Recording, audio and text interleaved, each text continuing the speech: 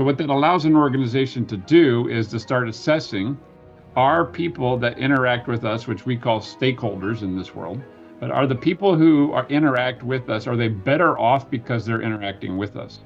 Are they actually worse off because of the way that we extract something from them and don't give them much back? And what that's allowing organizations to do who've been working with this for the last few years is to demonstrate that the people that interact with them are better off because of those interactions. And that can be your customers, your employees, your investors, the communities that you're working in, even the environment for some. But what that starts to, and what does that mean for organizations? So everybody is better off as well as the company.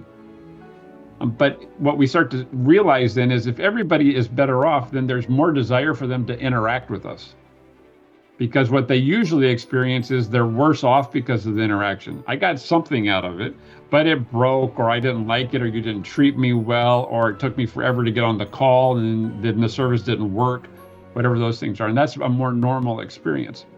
So for groups where they can demonstrate to themselves and the world that people are better off when they interact with them, then they have lower risk of sustaining that.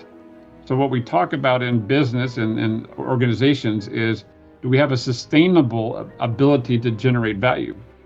And so what this flips is it's risky to create a system where people are worse off when they interact with me, because that means that I'm going to have to work harder and harder to get people to come to me because I'm extracting value from them, and they're net worse off than they started when they're interacting with me. Versus total value generated says, well, wait a second, they have told you in their own experience and their outcomes that they're better off because of working with you. So the risk of you losing them is far lower. So it's actually a much better investment. And that's where actually the big investment companies, you know the names of, that are working with us.